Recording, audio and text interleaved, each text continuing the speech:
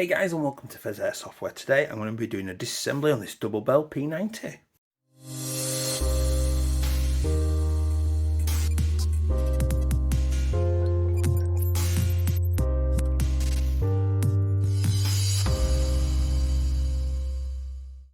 Hey guys, and welcome back. If you do enjoy this content today, please do consider liking, commenting and subscribing, because those interactions help me get seen by the YouTube algorithms and help the channel grow.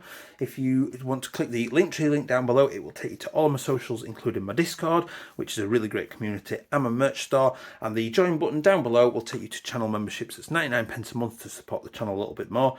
Totally optional, really appreciated. Your own custom giveaways, your own videos, bloopers and that kind of stuff.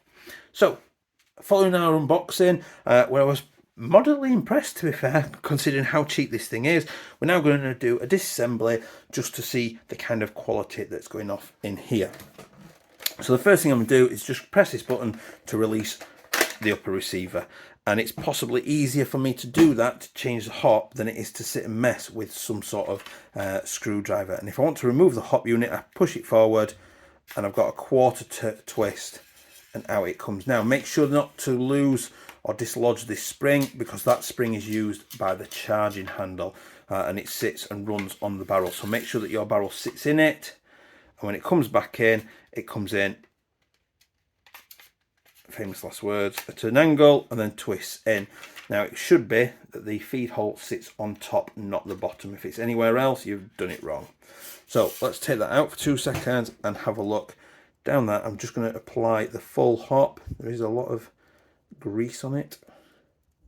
So the full hop is now applied all the way around, and I can see now it was hopping 2.5s but really close to the end there, so I wouldn't have thought it will hop much heavier, and it is ever so slightly off to one side. Let's see if I can.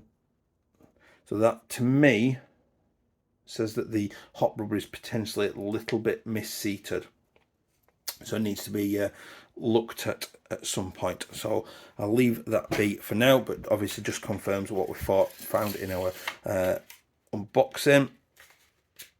So I've just put that in, quarter turn. I've made sure that it's on here, and it should have an element of springiness about it as well. So I'm happy with that. Put that out of the way. We're now not going to touch anything else at this bit. We're just going to go straight to the back of the gear, but the body. I'm going to gently pull this out of the way, and we've got 2 Phillips head screws that we're going to remove with an unusually long screwdriver for absolutely no reason whatsoever. So there goes one. One of the most impressive things about this is, considering how cheap it is, that it has got a quick change spring, which is not something you normally get on something as cheap as this. So there's the other one undone. Now this plate should, just lift forward. So all I did was, it was stuck down there, I lifted it up and out. I'm just going to manipulate the wire out, and there it is, out of the way, keeping the screws in with it. And then the gearbox, as simple as that, literally just comes out like that. It just slides straight out the back. That is fairly nice looking, I'll be honest. I am pretty impressed. So let's just have a look in there. There's the trigger bar, which will literally just lift up and out, and it comes, I don't know how well my camera's getting that in there, but it just comes down to the back, and it just interacts with this, and the selector just sort of manipulates this to control semi and auto, basically. So that is as quick and easy as it is to get the gearbox out. So let's have a look at getting into this gearbox. So we've got a compression thing across the top, we've got a little screw at the back. So the first thing, do you know what, let's take the spring out, and use the long screwdriver again. So let's undo this. There goes the screw. It's still the really light, easy spring, so I'm just going to twist it, and out it comes. Put that out to one way. Now we don't have to worry about compression. Now, it has been a long time since I worked on one of these. I am guessing that screw needs to come out first. Let's use my ridiculously long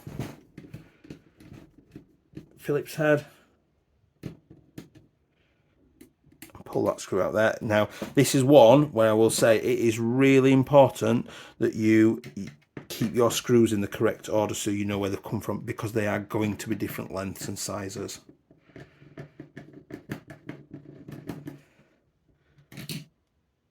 So that's one from there. That's another one. Now there is another video featuring this in which I have fit the P90 MOSFET. Oh, there we go. So it was just those 3 screws, 1, 2, 3. This comes out and away, which then means if I take these screws out, this motor setup will come out. Now, I am 99.9% certain that the Marui version has some funny shaped, one of these is a funny shape, and this appears to be a more, I'm going to say traditional, I'm going to say normal, traditional style of, I don't know if I'll get that off without that screw being there, of bushing. They've actually gone for bearing based. Now, they're slightly sitting in, see this side is, let's have a look. Possibly a little bit of work to be done on shimming. There's a little bit of movement. Not an awful lot though.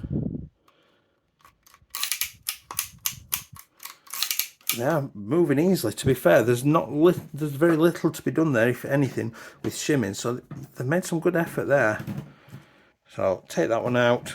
At this point now, I should be able to take that off, and I can. And then I've got one more little screw back here. So slight interruption then. So now that that's out, there's no compression in there, so I can just gently lift that off, and we are into the gearbox. We've got 3. There goes the spring for the tappet plate. That's not a problem. I can put that back in shortly. So there is our piston. Wow, that's a metal tooth piston and a double O-ring. Wow, this is impressing me. Do you know what? Wow, I am really impressed. So, oh no, I was just about to say there's no compression, but do you know what? There actually is excellent compression, at least within the cylinder setup. So let's bring in the tappet air nozzle, not tappet nozzle. Even with that nozzle, there is excellent compression. This is impressing me more and more. They've even removed the tooth on this piston here to make sure that it's obviously not causing issues. Slight delayer. I am impressed. So there is a slight delayer. This little chip here, this grey bit here, helps to delay the pulling back of the tappet plate to allow enough time for the BBs to get into position.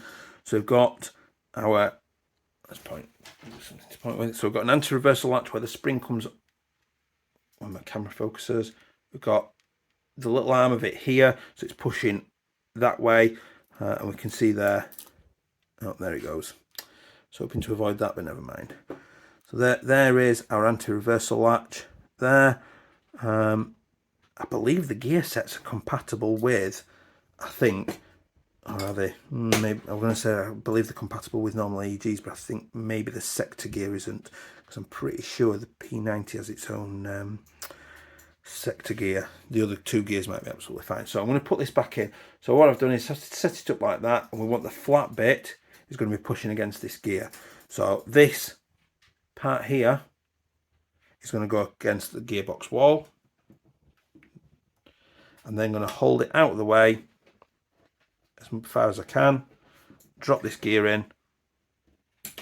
Oops, ow.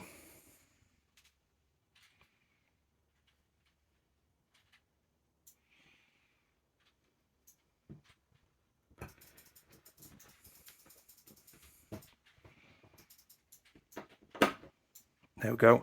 Now what I'm going to do is just hold that in so it doesn't ping out again, and I'm going to rotate this gear set so the teeth are out of the way of the piston. There we go. So now I can bring this spring back in. This is a bit of an awkward one. So the spring sits in like that underneath there, and it sits in this slot here. So as I put this in, I'm going to leave it up on there, and then I'm going to have to angle it down, put it under compression,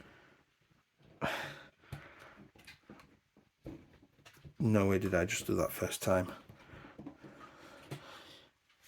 Yes I did. Wow. So the spring was basically down at the bottom and it came up on sat on top. So as it come down, as the top of the plate come down, it caught it and then dropped down into it. So I now can see it's absolutely springy. That's absolutely fine. The piston then, I'm making sure it's set on its runner on this side. There's 2 teeth and it is absolutely fine. I'm making sure that the cylinder is flush with the edges of the shell, which it is. So now I can bring this back in and drop this on top, and there should be virtually no issues because there's no compression in there. Wow, that's like blown me away a little bit, to be honest. The quality of that, it has no right to be that good a quality internally. So next thing I'm going to do is I'm going to bring that in, drop that in. Next one I'm going to do is I'm going to bring this in and drop this in.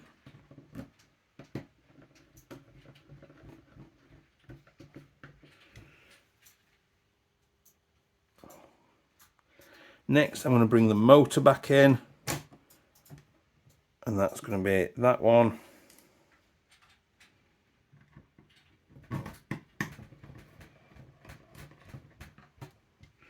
And that one.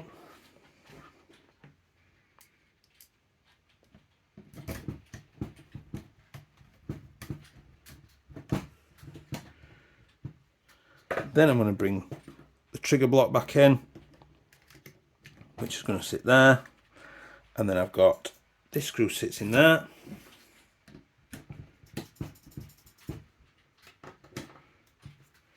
This screw sits up here.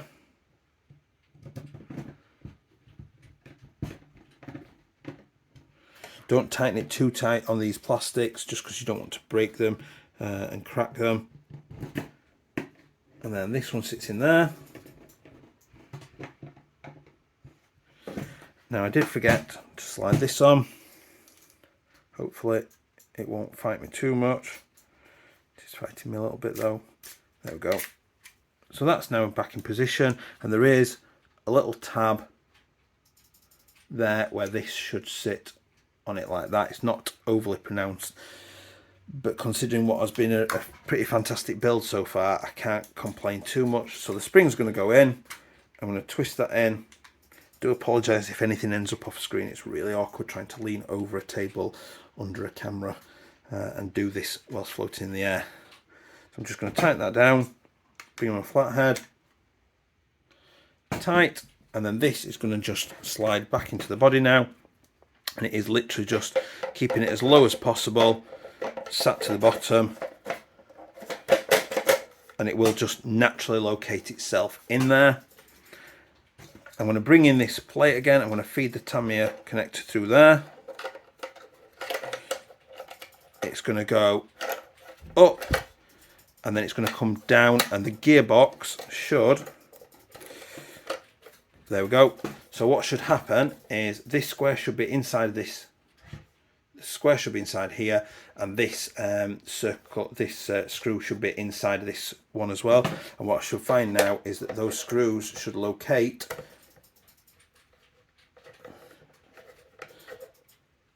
and then screw in. Famous last words. Oh, there we go. It had not quite gone all the way down. Now it has. That one. There we go. Locate that one. There it is. So the Tamiya can go back in there. Chuck that in. A bit of moving about. It sometimes doesn't. Sometimes it'll just catch a little bit. It just takes a little bit of moving about just to get it locate. And then I can see that the air nozzle is there in the hot window. I'm going to bring the upper receiver back in, and I'm just going to locate it back onto the nozzle. There it goes, back in, and just had to push down a little bit whilst pushing back, and there it is. I can see the nozzle inside the hop unit, and that is it. We have fully rebuilt our P90. I am super impressed at how quick and easy that was to do. So I hope you found that useful. I've thoroughly enjoyed it. It has impressed me even more seeing the quality of that internally. Actually impressed me no end. So please do remember to like, comment and subscribe, and I will see you next time. Bye.